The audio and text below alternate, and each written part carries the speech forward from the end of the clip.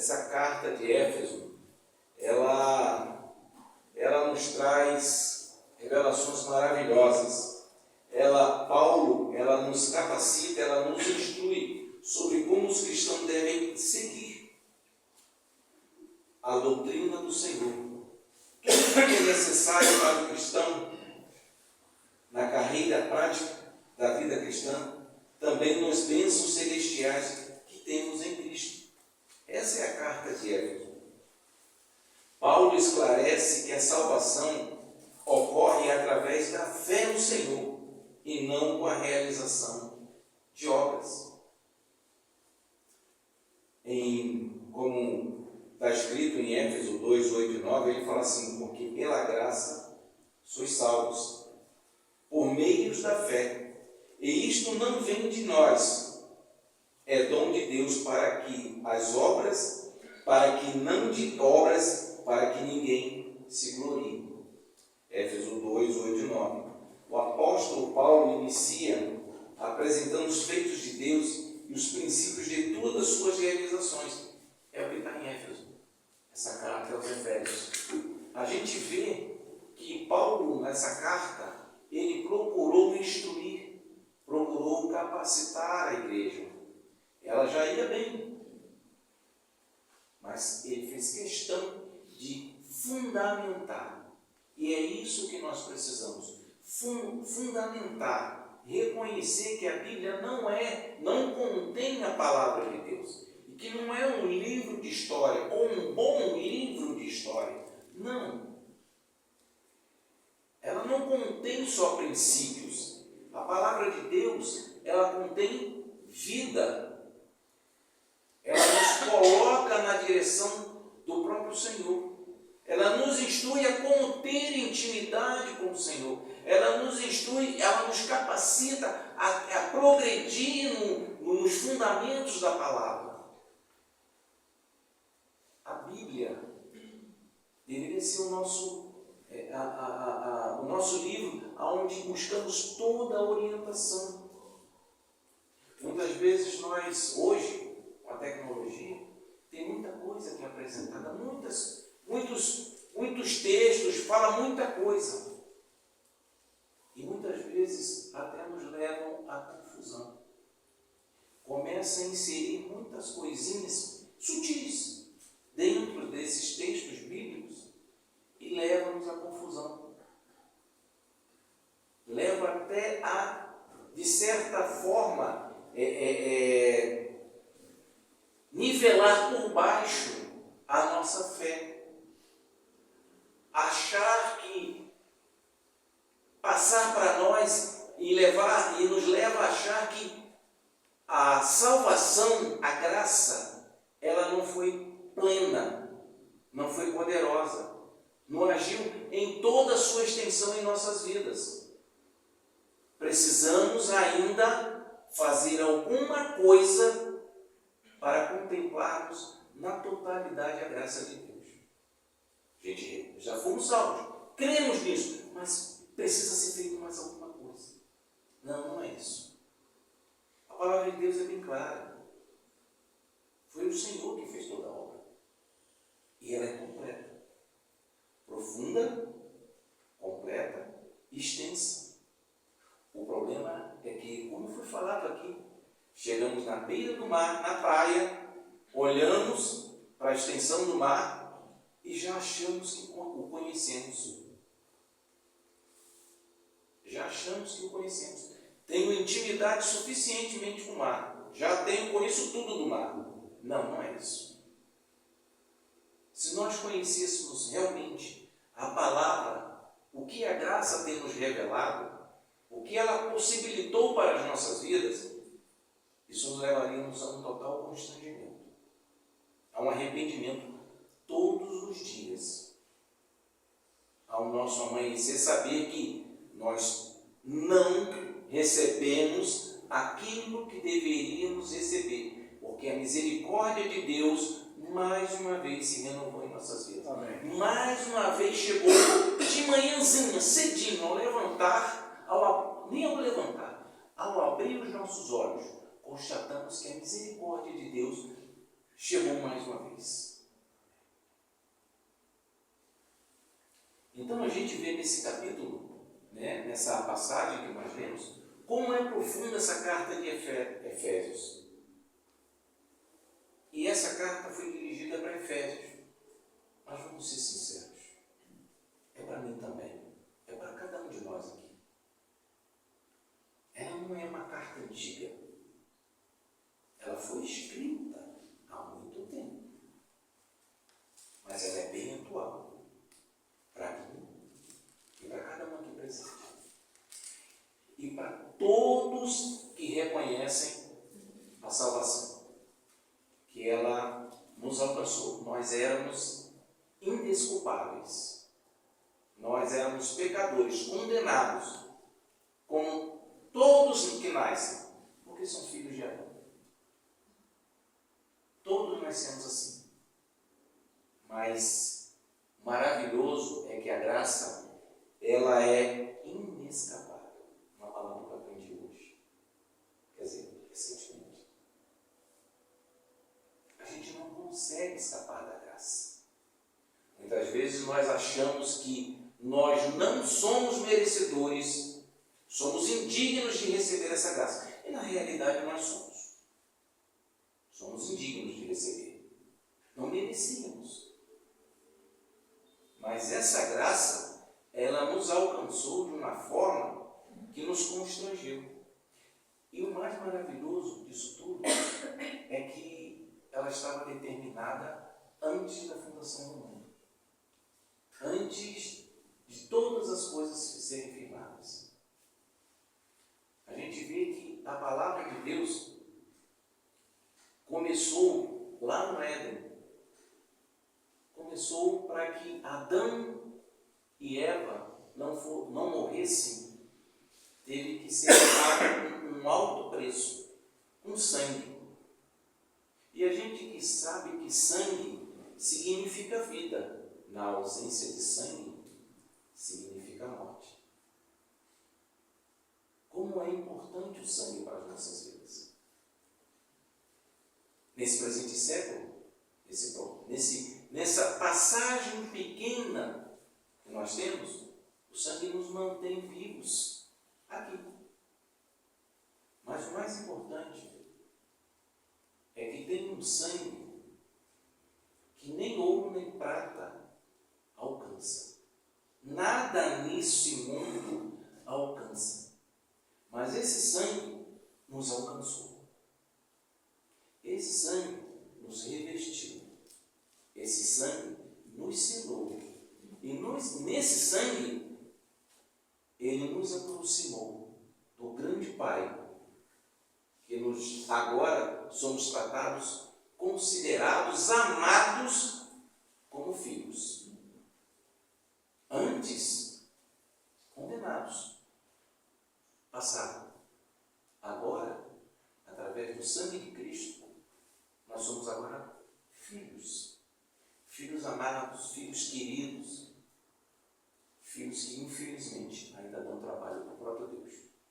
Tanto que Cristo intercede por nós até hoje. Ele morreu. Ascendeu os céus. Ascendeu os céus. Mas continua trabalhando. Infelizmente, nós ainda não damos descanso para o grande Deus. Não damos. Mas vai chegar o dia que Ele voltará e nos buscará. E seremos encontrados por Ele. Não acharemos Ele. Ele vai nos encontrar. Porque não tem ninguém dos filhos que se perderá.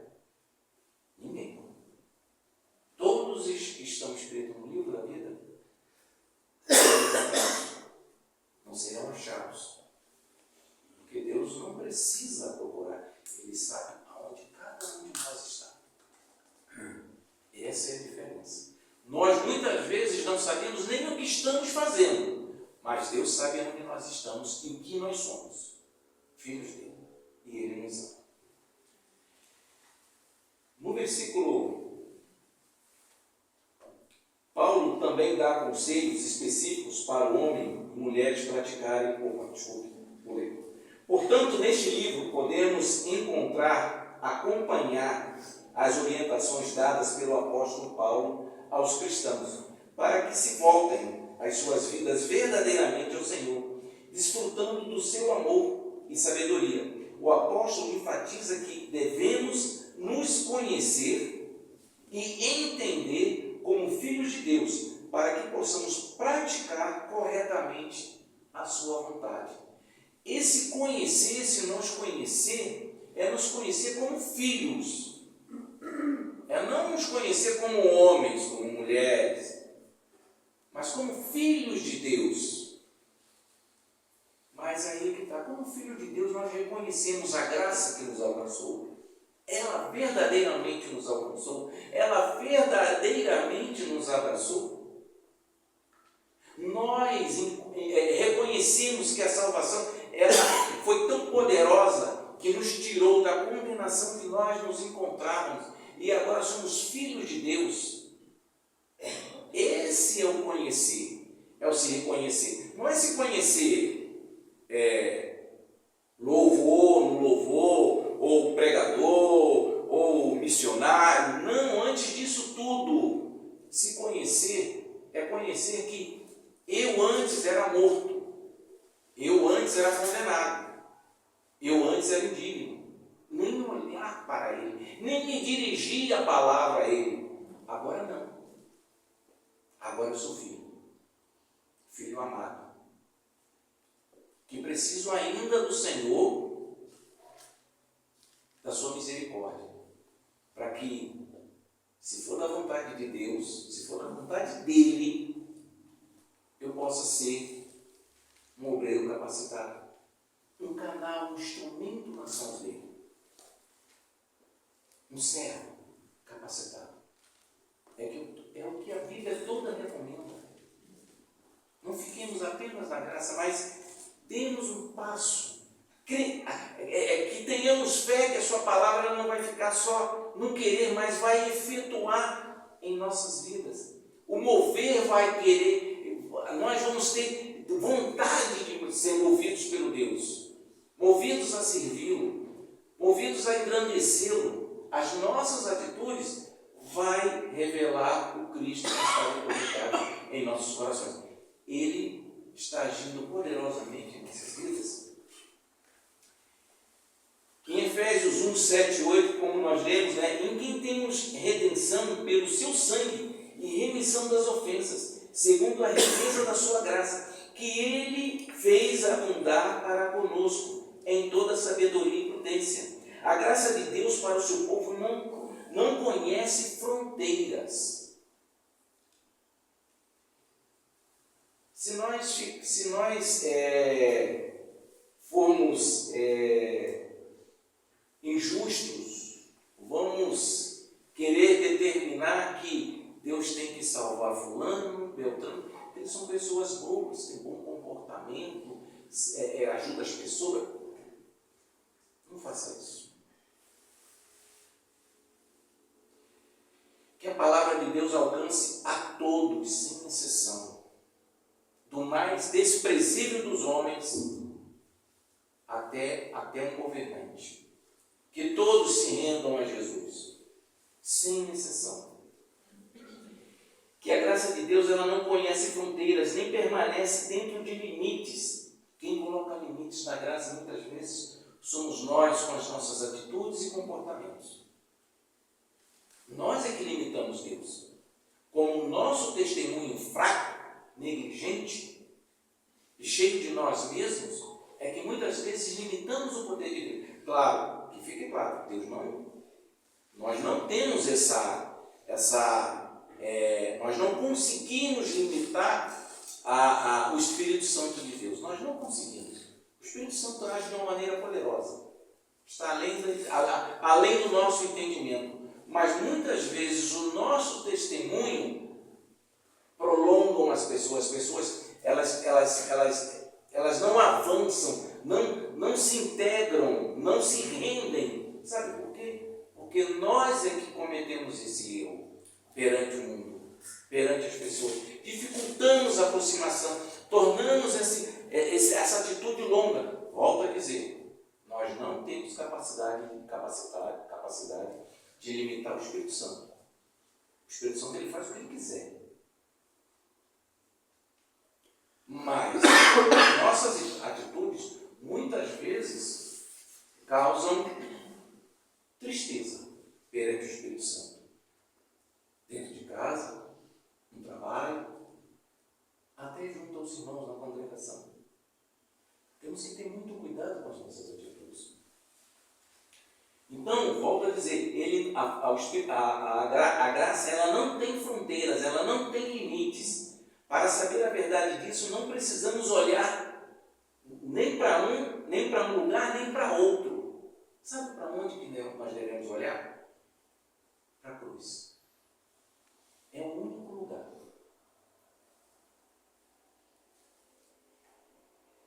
Se temos que olhar para algum lugar e reconhecer a salvação, é a cruz. Não precisamos olhar para outro lugar. Nem sequer para o irmão. Se for para olhar para o irmão, que a gente enxergue Cristo. Amém. Enxergue Cristo.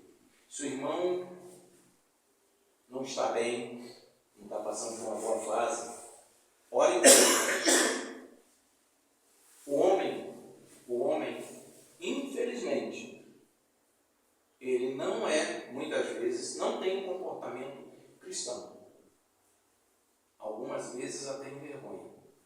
Digo isso com tristeza, com pesar, com temor e tremor. Muitas vezes, nós, como cristãos, não revelamos isso. As nossas atitudes não revelam graça.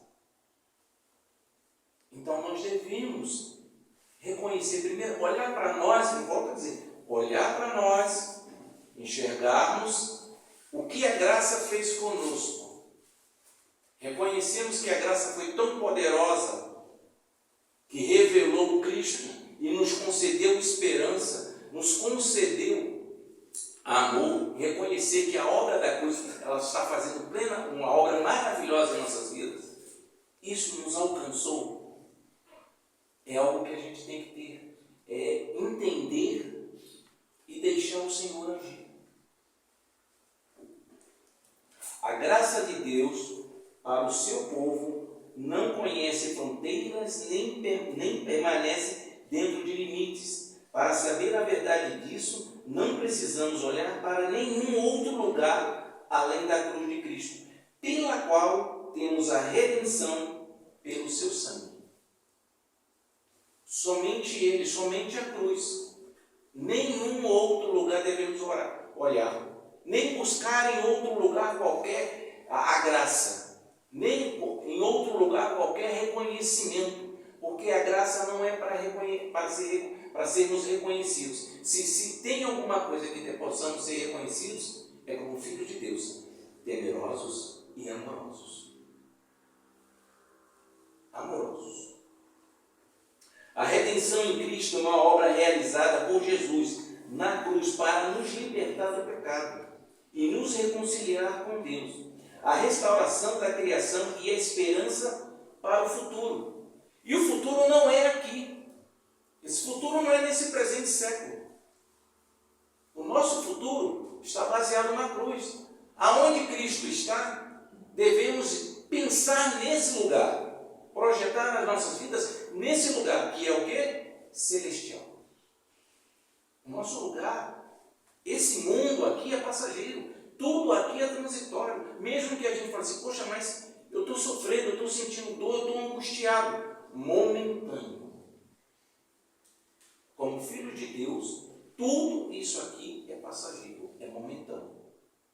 A graça, essa sim, nos coloca na região celestial, aonde teremos comunhão permanente com quem realizou a obra maravilhosa e que abriu a porta dos céus para nós.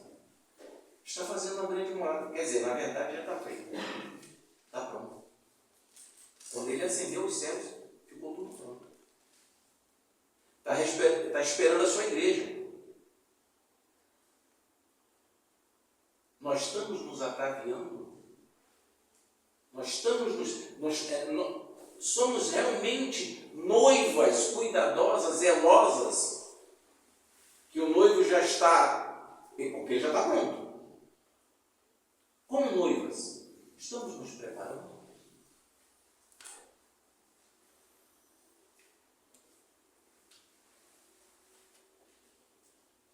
A redenção em Cristo é a obra realizada por Jesus na cruz, para nos libertar do pecado e nos reconciliar com Deus, a restauração da criação e a esperança para o futuro. A redenção é um dom gratuito de Deus, oferecido a todos os que creem em Jesus Cristo, como seu Salvador e Senhor. Efésios 1, 3 e 14. Ele nos diz: quem também vós, depois que ouviste a palavra da verdade, o evangelho da vossa salvação, tendo nele também crido, foste selado com o Espírito Santo da promessa. Está aqui. Já foram selados. E o seu selo é o próprio sangue dele. O sangue dele foi que nos selou.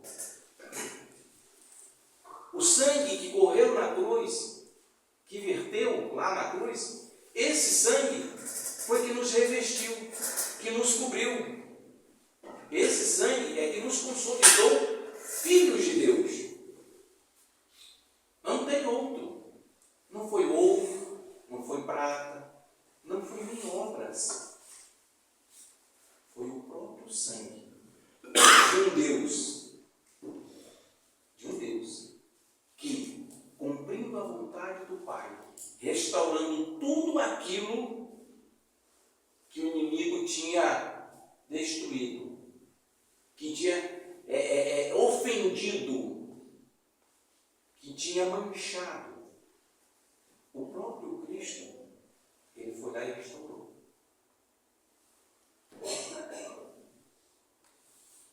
Fazendo a vontade do Pai, nos abrindo a porta dos céus. Esse próprio Deus se derramou pelo Pai. Fez a vontade do Pai, restaurando toda a obra do Pai.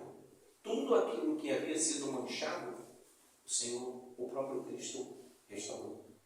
Sangue de Deus. Agora, analisando. Quem de nós, pais, que ama o filho, daria o seu sangue pelo injusto? Agora imagina dar a vida dele pelos injustos, que somos nós. Essa foi a graça.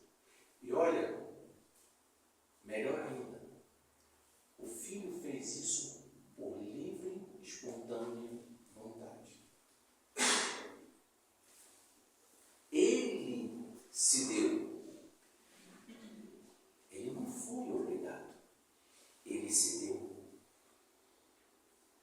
Agora imaginemos nós, pais, que amamos nosso filho, e o filho fala assim: não, pai, deixa que eu vou. Já imaginemos isso? O filho falando assim: pai, eu vou, eu faço esse sacrifício e restauro a tua obra. Imaginemos o tamanho da dor desse pai. Quando ele virou as costas para o filho lá na cruz. Então a gente fica tentando mensurar o tamanho do amor ágape, comparando com o amor que nós temos. Gente, amados, é superior. É algo que não conseguimos entender. Não conseguimos compreender. Como esse amor me alcançou? Por que eu? Por que eu? No livro de Êxodo, a gente vê um relato de como começou, como o povo de Israel saiu do Egito. A gente vê ali que para os primogênitos não serem alcançados pela morte, foi pintado o umbral das portas com sangue de um cordeiro perfeito. Olha só, um cordeiro perfeito e você sacrificar. Era o que Cristo fez lá atrás. Perfeito. Não foi isso que o próprio Senhor falou? Este é meu filho amado, nele eu tenho todo o meu prazer. Não foi isso? Foi o que aconteceu. Então a gente vê o exemplo de como a obra, o testemunho, começando lá no Êxodo, como a obra começou. Como a obra, como essa pequena passagem já nos revelava o tamanho do amor de Deus, o que ia acontecer mais à frente. Os israelitas foram escravizados pelo faraó. Da mesma forma como todos nós entramos nesse mundo como escravos do pecado e da morte. O preço do nosso perdão foi o preço do próprio sangue de Cristo, que alcançou a redenção como um grande cordeiro pascal para todos que crescem nele. Porque para poder a morte não entrar, tinha que crer. Você tinha que passar o sangue. Porque se você não cresce, você não passar. Não vou crer. Não creio nisso que isso vai acontecer. Mas aconteceu. E os primogênitos foram salvos. Daqueles que creram. Quem não creu, os primogênitos morreram. Então a gente vê que Deus, em nenhum momento, ele se engana, em nenhum momento ele mente, em nenhum momento ele muda. Tudo que está determinado, que foi determinado aqui, para nós, vai ser cumprido. Foi, continua e vai ser cumprido. Então não duvidem dessa instrução, dessa palavra. Tudo que foi determinado vai ser cumprido, daquilo que ainda não foi. Porque lá atrás, se a gente lê as Escrituras, a Abraão foi dito que o povo seria escravizado no Egito. Abraão, antes mesmo de Isaac nascer. Então, quando a gente lê essa instrução, tudo que está aqui para nós, e nós negligenciamos a sua palavra, ficamos com medo do mundo, do que o mundo pode nos imputar, do que o mundo pode nos sufocar, e esquecemos que a vontade de Deus vai continuar sendo feita, nada vai mudar. Se a gente deixa de crer nessa instrução, nessa palavra, somos muito pequenos, somos fracos. Não que devemos nos vangloriar, não é isso, nem ser soberbos, não estou falando isso. Mas de crermos que a graça verdadeiramente nos alcançou. Não há nada que o mundo possa fazer e mudar a nossa fundação, os nossos fundamentos, a nossa crença. Porque inclusive em Apocalipse fala que para que nós deveríamos permanecer, se for o caso, até a morte. Que depois disso seríamos coroados. Lá está escrito no Apocalipse. Que deveríamos permanecer, apesar de todo o sofrimento, de toda a dor que eles estavam passando, deveriam permanecer fiéis